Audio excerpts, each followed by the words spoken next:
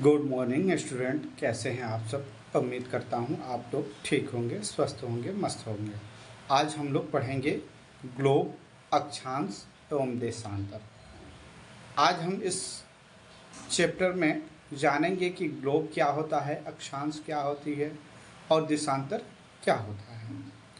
तो ग्लोब पृथ्वी पर किसी भी स्थान का सटीक स्थिति जानने के लिए अक्षांश और देशांतर रेखाओं का उपयोग किया जाता है। ये काल्पनिक रेखाएं भूगोल की नींव है।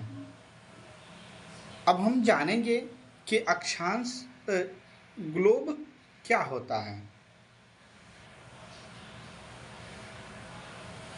ग्लोब क्या होता है? ग्लोब पृथ्वी का त्रिआयामी मॉडल है। इसकी वास्तविक आकृति महाद्वीपीय, महासागरों और भौगोलिक रेखाओं की सटीक रूप से दर्शाता है। सटीक आकार। ग्लोब पृथ्वी की वास्तविक गोलाकार आकार को सबसे सही ढंग से प्रदर्शित करता है। घूर्णन अक्ष। ग्लोब एक झुके हुए अक्ष पर घूमता है, जैसे पृथ्वी सूर्य के चारों ओर घूमती है। भौगोलिक जानकारी। महाद्वीप, देश, समुद्र और अक्षांश देशांतर रेखाएं स्पष्ट रूप से दिखाई देती है। अब अक्षांश क्या होती है, अक्षांश की परिभाषा क्या होती है?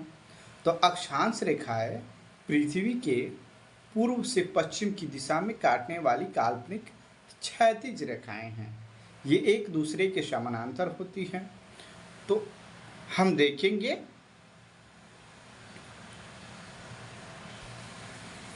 ये जितनी सारी ऐसी रेखाएं हैं पूरब से पश्चिम की ओर जाने वाली, और एक दूसरे के ये समानांतर होती है, यानी इनके बीच की दूरी हर जगह बराबर होगी। हर जगह इनके बीच की दूरी क्या होगी? बराबर होगी। ये आपस में कभी मिलती नहीं है। और विषुवत रेखा जो 0 डिग्री वाली रेखा है, ये सबसे बड़ी अक्षांश रेखा है। उत्तरी गोलार्ध में ऊपर वाला जो गोलार्ध है उत्तरी गोलार्ध, और जो नीचे वाला गोलार्ध होता है उसको दक्षिणी गोलार्ध बोलते हैं। गोलार्ध का मतलब होता है गोले का आधा। उत्तरी गोलार्ध में 23.5 डिग्री अक्षांश रेखा को कर्क रेखा कहा जाता है। वही दक्षिणी ध्रुव में 23.5 डिग्री रेखा को मकर रेखा कहा जाता है।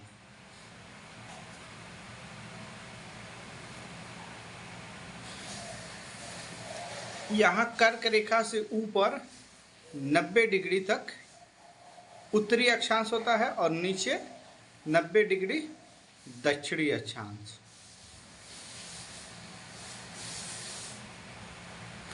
ठीक है, आगे हम देखते हैं। कुल मिलाकर 180 अक्षांश रेखाएं होती है।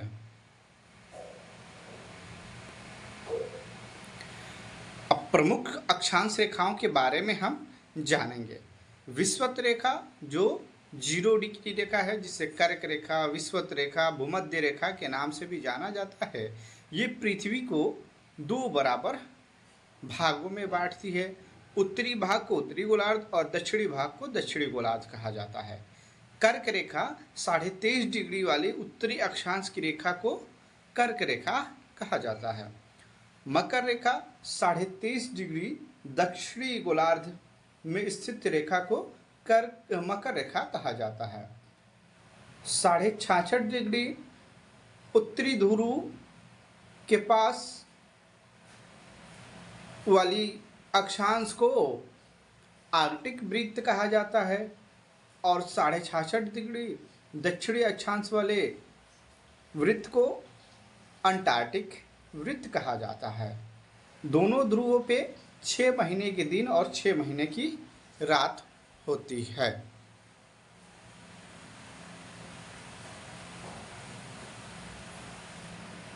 अब देशांतर रेखाएं क्या होती है? देशांतर के बारे में हम जानेंगे। देशांतर रेखाएं उत्तरी ध्रुव को दक्षिणी ध्रुव से जोड़ने वाली रेखाओं को हम लोग क्या बोलते हैं?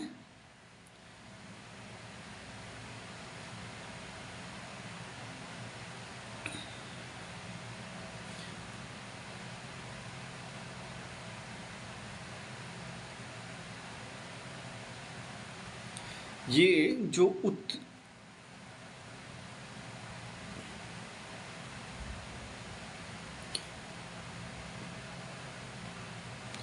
उत्तरी ध्रुव को दक्षिणी ध्रुव से जोड़ने वाली जितनी भी ये काल्पनिक रेखाएं हैं, इसी को हम लोग देशांतर रेखाएं कहते हैं।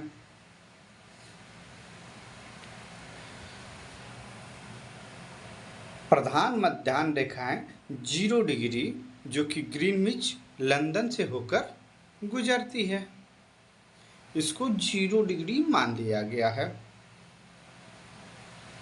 ठीक है, ये प्रधान ग्रीनविच रेखा को 0 डिग्री माना गया है, 0 डिग्री।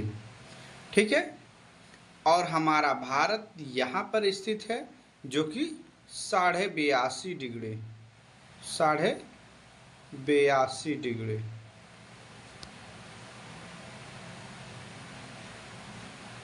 उत्तरी अक्षांश में स्थित है, तो ग्रीनविच समय से 82.5 डिग्री पार करने में 5 घंटा 30 मिनट लगता है। चूँकि 1 डिग्री पार करने में 4 मिनट लगता है, इसलिए 82 डिग्री पार करने में 5 घंटा 30 मिनट लगेगा। ग्रीनविच समय लंदन से होकर गुजरती है। पूर्वी एवं पश्चिमी गोलार्ध में यहाँ से ये इधर वाली पश्चिमी गोलार्ध हो जाएगा और इधर से पूर्वी गोलार्ध, दोनों 180 डिग्री इधर और 180 डिग्री इधर। ये देशांतर रेखाएं होती है। टोटल मिला दिया जाए तो ये 360 डिग्री होता है।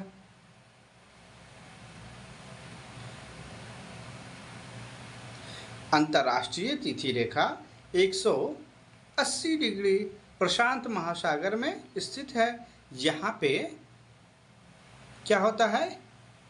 दिनांक बदल जाता है। ठीक है बच्चों, आगे हम बढ़ेंगे। अब अक्षांश और देशांतर में क्या अंतर है? तो ये जितनी सारी रेखाएं हैं ग्लोब पर, ये वाली जो रेखाएं हैं ये दिख रही है, ये सब क्या है? अक्षांश रेखाएं हैं। ये हमेशा समानांतर होती हैं। उत्तर से दक्षिण, ये पूरब से पश्चिम की तरफ जाती है। ठीक है, ऊपर से नीचे ऐसे जाती है। और देशांतर रेखाएं उत्तरी ध्रुव को दक्षिणी ध्रुव से मिलाती हैं, उत्तरी ध्रुव को दक्षिणी ध्रुव से मिलाते हैं। अक्षांश क्षैतिज होता है और समानांतर होती है, जबकि देशांतर ऊर्ध्वाधर होता है और ध्रुवों पे आके ये मिल जाता है। ध्रुवों पे आके सारी देशांतर रेखाएं मिल जाती है, जबकि अक्षांश रेखाएं कभी एक दूसरे से नहीं मिलती है और इनके बीच की दूरी समान होती है। दिल्ली की स्थिति 28 डिग्री उत्तरी अक्षांश और 77 डिग्री पूर्वी देशांतर है। ठीक है, दिल्ली का ये देशांतर में है 77, तो यहाँ 77 हो जाएगा देशांतर में। और क्या होता है? 28 डिग्री उत्तरी गोलार्ध, तो यहाँ 0 डिग्री है, तो 0 डिग्री से थोड़ा सा ऊपर होगा, यहाँ पे 28 डिग्री, तो हमारा दिल्ली की स्थिति यहाँ पे है। ठीक है, आगे बढ़ते हैं। अब उष्ण कटिबंधीय, समशीतोष्ण कटिबंधीय और शीत कटिबंधीय क्या होता है, इसके बारे में हम जानेंगे। अक्षांश रेखाओं के आधार पर पृथ्वी को 3 प्रमुख ताप कटबंधों में विभाजित किया गया है। उष्ण कटिबंधीय, कर्क रेखा 23.5 डिग्री उत्तरी अक्षांश और मकर रेखा 23.5 डिग्री दक्षिणी अक्षांश के बीच उष्ण कटिबंधीय क्षेत्र कहा जाता है। यहाँ सूर्य की किरणें सीधी पड़ती हो और तापमान अधिक रहता है। दिन में कम से कम एक बार सूर्य की किरणें ठीक सर के ऊपर होती है। समशीतोष्णकटिबंधीय कर्क रेखा, कर्क रेखा से अंटार्कटिक वृत्त और मकर रेखा से आर्कटिक वृत्त तक यहाँ का मौसम मध्य होता है। यहाँ न तो अधिक गर्मी होती है और न ही अधिक ठंड होती है। शीतकटिबंधीय आर्कटिक वृत्त के उत्तर और अंटार्कटिक वृत्त के दक्षिण यहाँ अत्यंत ठंडा होती है और 6 महीने का दिन तथा 6 महीने का रात होता है। समय निर्धारण में भूमिका, देशांतर और समय निर्धारण।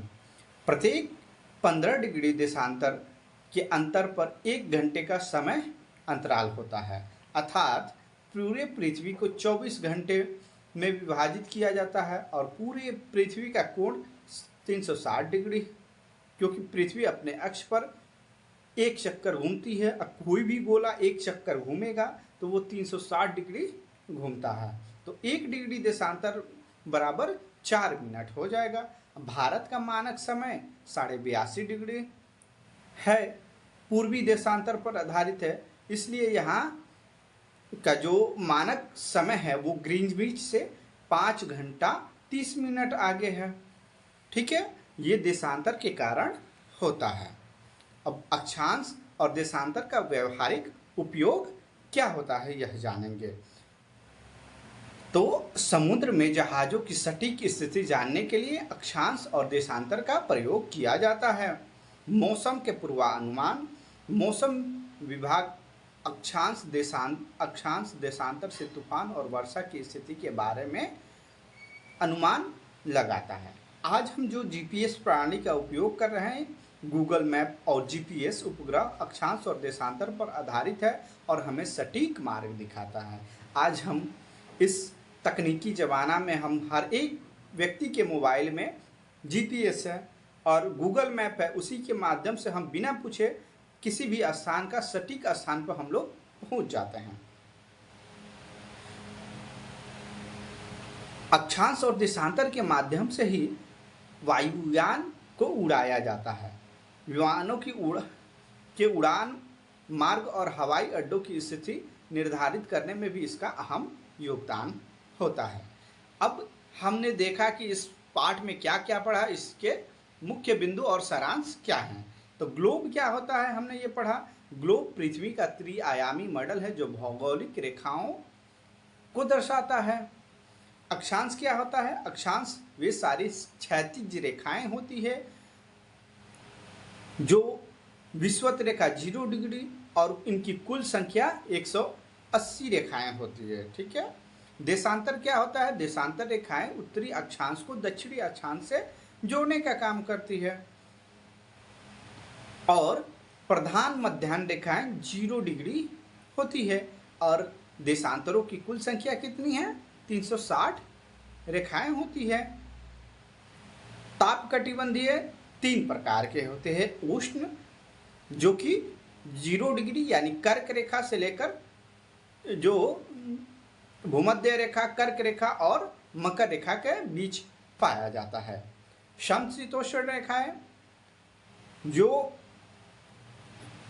उत्तरी गोलार्ध में कर्क रेखा से 66.5 डिग्री यानी अटलांटिक वृत्त तक और दक्षिणी गोलार्ध में मकर रेखा से अंटार्कटिक वृत्त तक होती है। और शीत कहाँ होती है, दोनों अक्षांशों पे यानी उत्तरी अक्षांश और दक्षिणी अक्षांश पे शीत ऋतु होती है। समय निर्धारण, देशांतर से समय निर्धारण किया जाता है। संपूर्ण पृथ्वी 360 देशांतरों में विभाजित है और भारत का मानक देशांतर 82.5 डिग्री है यानी 0 डिग्री से 82.5 डिग्री पूर्वी देशांतर जाने में 5 घंटा 30 मिनट लगभग अधिक रहता है। क्योंकि हम लोग पूर्वी देशांतर पर स्थित है तो ग्रीनविच समय से वहाँ का समय आगे होगा। व्यावहारिक उपयोग, आज इसका उपयोग हम जीपीएस, नेविगेशन और मौसम विज्ञान और विमान में इसका उपयोग करते हैं। अक्षांश और देशांतर मिलकर पृथ्वी पर किसी भी बिंदु का सटीक स्थिति बताते हैं। यही इनकी सबसे बड़ी उपयोगिता होती है। आज हम बाबा साहेब भीमराव अंबेडकर विश्वविद्यालय में है, तो इसकी सटीक स्थिति का पता हम अक्षांश और देशांतर के माध्यम से लगा सकते हैं। ठीक है बच्चों, आप अपने घर का स्थिति अक्षांश और देशांतर की स्थिति के रेखा के माध्यम से बताएं।